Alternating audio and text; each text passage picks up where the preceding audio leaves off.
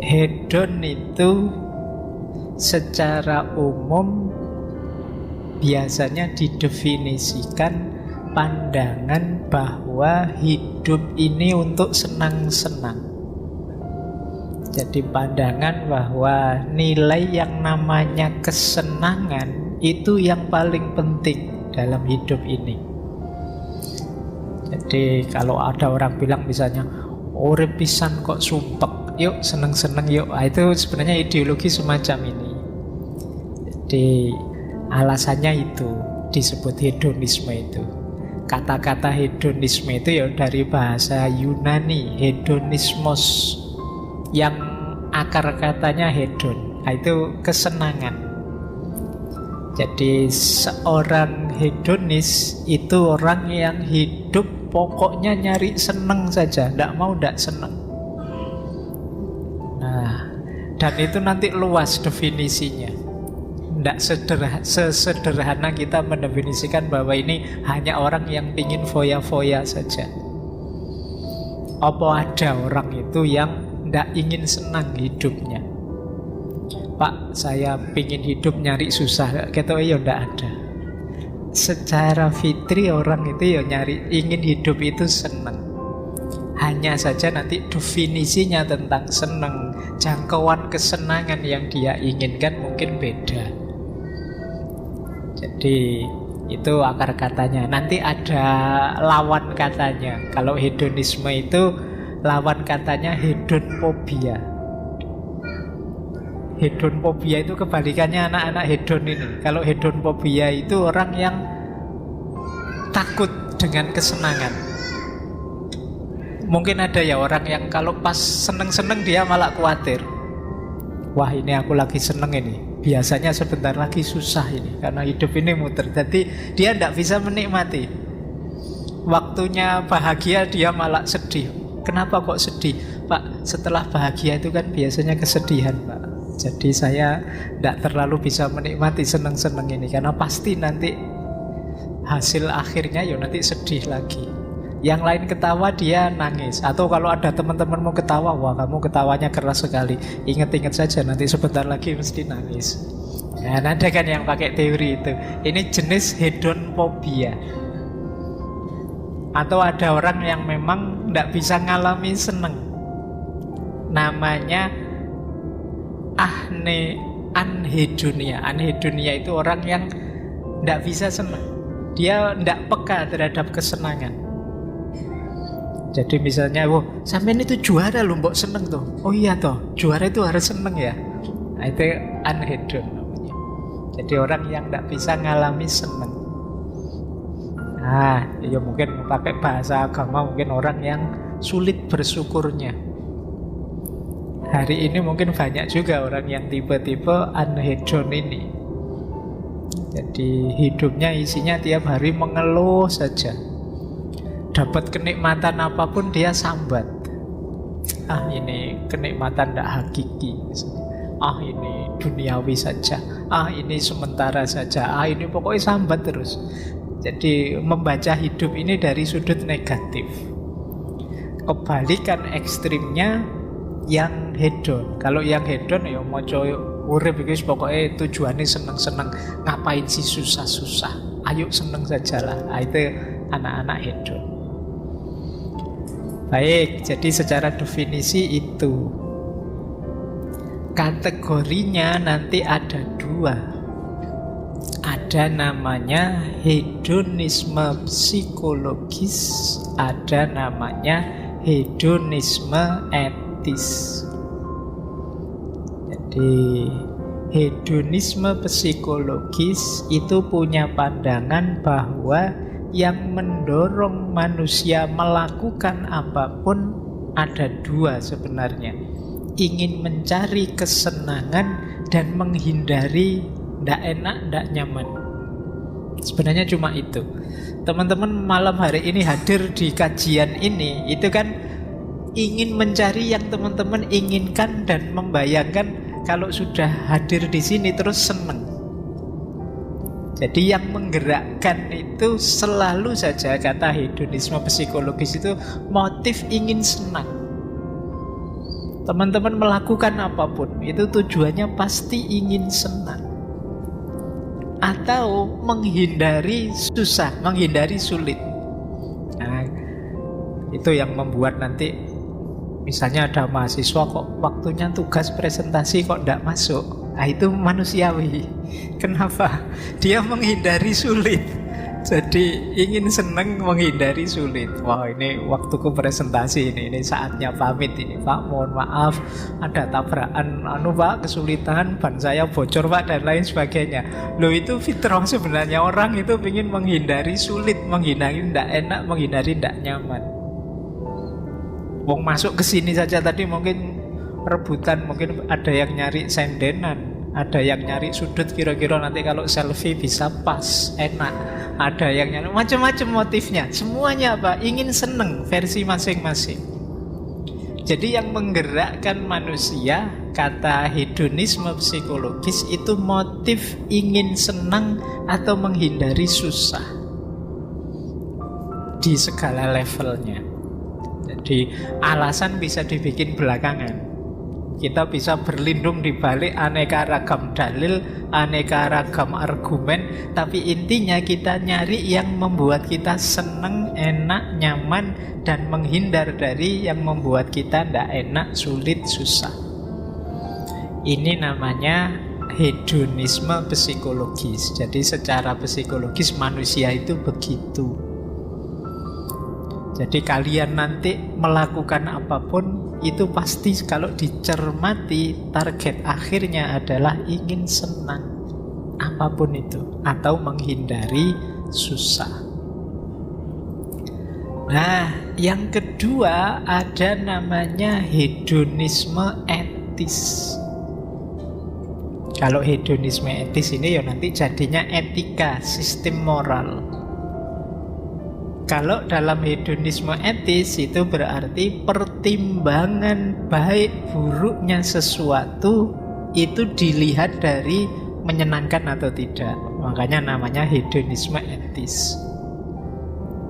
Jadi kok saya melakukan sesuatu yang membuatku sengsara, membuatku sulit. Nah, ini kalau pakai hedonisme etis itu masuk kategori perbuatan yang tidak etis.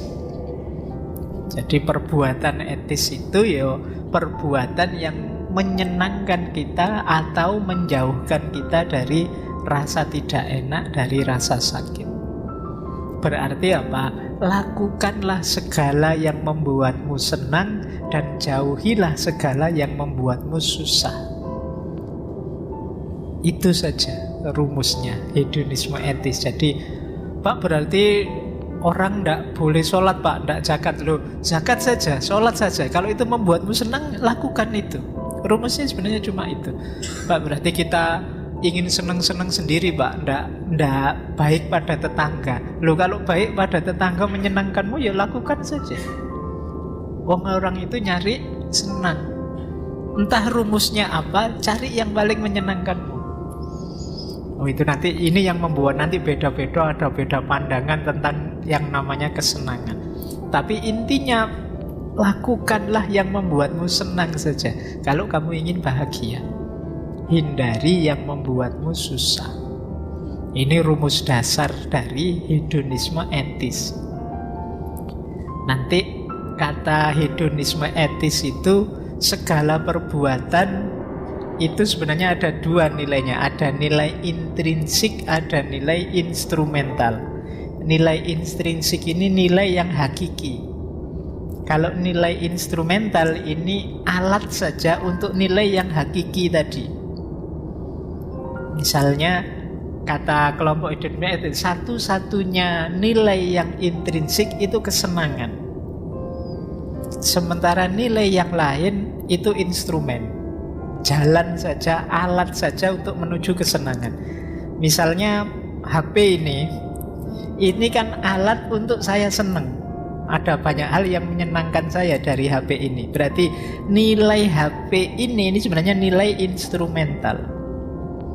Nilai hakikinya apa? Kesenangan. Jadi nilai puncak itu kesenangan. Kita melakukan apapun apapun ini punya nilai, tapi namanya nilai instrumental karena dia bukan tujuan finalnya. Tujuan finalnya selalu saja kesenangan. Nah, kalian milih melakukan apa atau tidak melakukan apa, yang kalian lakukan itu hanya alatnya saja, instrumennya saja. Nilai akhirnya apa yang kalian kejar? Kesenangan. Semua orang mengejar kesenangan. Maka kalau ada konflik, kalau ada masalah, problem, itu biasanya ya tabrakan antar kesenangan. Yang satu senangnya kalau tidur lampunya mati, yang satu senangnya kalau tidur lampunya nyala. Kok ya terus nikah? Oh, itu kan ngeri itu. Tiap malam harus diskusi dulu, ini lampunya mati apa lampunya nyala. Terus diambil solusi, ya sudah, kalau yang suka tidur lampunya mati, tidur dulu lampunya dimatikan. Yang tidur sukanya lampunya nyala, tidur terakhir nanti lampunya dinyalakan. Atau sebaliknya, jadi tidurnya gentenan. Tapi sudah nikah kok tidurnya gentenan, kan ya ndak enak. Nah, ini konflik antar kesenangan. Tapi ya memang puncaknya apapun ya orang nyari senang. Ndak bisa tidak. Kecuali orang yang ndak ngaku bahwa sebenarnya dia nyari senang. Kan banyak di antara kita yang gaya kalau dituduh, Allah patune senengmu itu. Tapi kan kita biasanya berlindung di balik dalil, argumen, di balik ideal-ideal apa dan lain sebagainya. Jadi misalnya kemarin ada yang ketemu saya membahas tentang demo itu, terus ngutip ngaji filsafat, Pak, mahasiswa itu kan ada tipe suka demo, ada tipe suka di perpus. Nah, demo maupun ke perpus itu instrumen. Hakikatnya apa? Dua-duanya mencari yang dia senang. Jadi yang ikut demo ya memang senang dengan demo, yang ke perpus senang dengan ke perpus. Meskipun dua-duanya mungkin kalau ditanya ya dibungkus dengan aneka dalil, argumen. Kita itu kan agen sosial, Pak, maka kita harus turun itu. Ya waktunya jiwanya cocok dengan itu, senang. Yang ke perpus juga begitu loh, kita punya tanggung jawab intelektual ini, Pak, nanti ditanya oleh masyarakat ilmunya dan lain sebagainya. Tapi argumen ini hanya instrumennya. Hakikatnya apa? Kita senang atau tidak senang. Makanya pernah saya sampaikan itu kan, orang itu sebenarnya lebih banyak disetir oleh senang dan tidak senang dari dirinya dibandingkan benar salah atau baik buruk yang ada ideal di kepalanya. Saya senang dulu, nanti argumennya belakangan. Jadi saya mengidolakan PSS dulu, nah nanti alasannya belakangan. Meskipun bolak-balik kalah, tak carikan alasan biar kegemaranku ini terjustifikasi. Jadi ini yang dimaksud tadi ya, dasarnya orang hidup ya semua nyari senang. Jadi ini kategori namanya hedonisme etis. Jadi bermoral tidak, etis tidaknya sesuatu itu dilihat dari menyenangkan atau tidak, membawa kita jauh dari rasa sakit atau tidak. Ukurannya dua. Kenapa begitu? Karena hedonisme psikologis. Manusia itu segala tindakannya lebih sering terdorong oleh mencari kesenangan dan menjauh dari rasa sakit. Baik, ini dasar berpikirnya ini. Lanjut. Nah, kalau tadi makna idealnya, makna etimologisnya, kalau ini makna kekinian. Yang tadi saya bilang hedonisme itu sering dipandang negatif, itu biasanya makna kekinian ini. Mengapa sih orang memandang hedon itu negatif? Karena 5 ciri ini biasanya. Yang pertama, orang hedon itu punya kecenderungan egois. Jadi egois itu pokoknya seneng, enak, nyaman menurutku. Peduli amat orang sukanya apa. Wong saya suka kok, Pak, dengerin musik keras-keras malam-malam asik misalnya. Kamu tidak peduli temanmu terganggu, tidak bisa belajar, tidak bisa tidur. Kamu mengikuti hedonmu saja. Misalnya temenmu HP-nya masih HP tahun 2000 dulu, tapi kamu HP-mu gonta-ganti terus. Setiap tahun kamu ganti HP terbaru, kamu tidak peduli perasaannya. Kamu kalau ngomong selalu versi HP terbaru, ini ada NFC-nya loh, ini sudah sekian ratus MP ini sekali. Temenmu HP-nya tahun 2001, jadi dia tidak pernah dikeluarin HP-nya. Nah, itu kamu tidak mempertimbangkan perasaan ya, pokoknya kamu mikir dirimu saja. Bajumu gonta-ganti terus, merek terbaru terus, mahal-mahal. Temenmu beli baju aja nyari yang second misalnya. Nah ini egois, orang tidak mikir sekelilingnya. Pokoknya aku pingin seneng, itu saja. Nah, terus yang kedua yang sering dikeluhkan dengan perilaku hedon tentu saja materialisme. Kecenderungan hari ini orang hedon itu dilihat ya dia ingin nyari seneng-seneng level materi. Jadi seneng-seneng dengan uang banyak, mobil tiap tahun ganti, HP selalu ikut yang terbaru dan lain sebagainya. Itu level-level materi. Tas saja yang harganya sekian, bajunya 12 juta, tasnya 10 juta, kopiahnya 7 juta. Kalau ini sekali pakai itu kamu kuliah S1, S2 sampai lulus itu. Jadi sementara kamu bayar UKT-nya nunggak. Jadi ini fokusnya pada materi. Jadi materialisme. Jadi kecenderungan pemaknaan hedon, kalau ada orang kok disebut wah kamu hedon banget ya, itu biasanya levelnya materi. Tidak mungkin kalau hari ini orang disebut hedon itu wah kamu kesenangannya kesenangan spiritual, ya pasti tidak begitu. Selalu orang yang disebut hedon itu hari ini yang sifatnya materialistik. Kemudian yang ketiga yang disebut hedon itu biasanya konsumerisme. Jadi orang merasa eksis ketika mengkonsumsi sesuatu yang paling update, yang terbaru, yang paling elit, yang paling mewah. Ini pokoknya ingin mengkonsumsi apa. Kalau di pikiran kalian, yang kalian pikirkan, Pak saya ingin ini, ingin itu, ingin ini, ingin itu, ingin ini, itunya itu isinya hal-hal materi yang sifatnya konsumtif. Kemungkinan kalian punya bakat hedon. Yo memang kurang modal saja sayangnya. Jadi kalau ada uang mungkin kalian ngalah-ngalahi yang sekarang pamer segala macam kemewahan itu. Cuma ya terbatas saja modalnya. Jadi konsumerisme, kalian merasa eksis kalau mengkonsumsi hal-hal yang sifatnya mewah, dipandang kelas tinggi, dari kelas sosial yang lebih tinggi dan lain sebagainya. Jadi sehingga ketika kalian sekarang tidak ada di situ, kalian merasa hidupnya tidak ada artinya. Hidupnya wah apa sih Pak saya ini, motor saja keluaran tahun 95 itu pun tidak ganti-ganti sampai sekarang misalnya. Laptop saja itu beli second, itu pun ya macam-macam tambal sulamnya misalnya. Jadi kalian merasa dirimu rendah ketika tidak mengkonsumsi yang mewah, yang luxury dan lain sebagainya.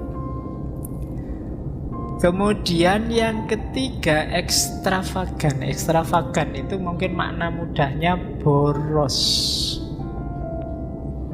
Jadi yang kalian kejar biasanya bukan kebutuhan, tapi gaya, tapi status dan lain sejenis itu namanya ekstravagan.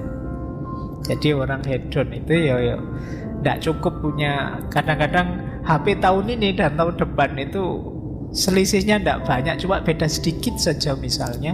Tapi kalian ya bela-belain harus ganti HP Pak. Masa ini sudah bulan September 2022 misalnya HP kita masih HP tahun 2021 misalnya, itu padahal KCM mau setahun, tapi kalian merasa sudah kalah jauh. Itu terus kalian bela-belain nyicil tiap bulan sekian ratus ribu hanya untuk ganti HP yang fungsinya sama persis dengan yang kalian pegang sekarang. Itu namanya ekstravagan. Jadi yo kalian boros, menghambur-hamburkan sesuatu yang sebenarnya tidak terlalu manfaat kalau kalian sudah punya. Itu pun kadang-kadang pelitnya luar biasa. HP-nya yang lama dibeli orang, diminta orang juga tidak diberikan. Pokoknya pinginnya yang terbaru ya punya, yang lama juga punya. Nah ini gaya ekstravagan, orang yang hidupnya boros. Dan tentu saja yang terakhir superficial. Superficial itu dangkal, melihat segala sesuatu hanya dari tampilannya saja, luarnya saja. Kalian terkagum-kagum kalau orang, ini mobilnya update terbaru. Andai saja saya punya yang seperti itu ya. Yang dilihat hanya level itunya. Ini namanya superficial. Kalian hanya lihat tampilannya saja. Jadi hari ini orang yang disebut hedon itu secara umum dimaknai yang pertama orang yang egois, yang kedua materialistik, yang dia lihat level materi, yang ketiga konsumerisme, berhubungan dengan apa yang kita konsumsi, fokusnya pada konsumsi saja. Yang keempat boros, ekstravagan, tidak taktis penggunaannya. Dan yang terakhir superficial. Superficial itu melihat yang dangkal-dangkal saja, kurang dalam. Ini namanya orang hedon. Ini kalau pakai bahasa agama ya, wa mal hayatud dunya illa mataul ghurur. Jadi kalau katanya Al-Quran kan kehidupan dunia itu kesenangan yang menipu. Berarti kalau kita gayanya semacam ini, kita termasuk orang yang tertipu.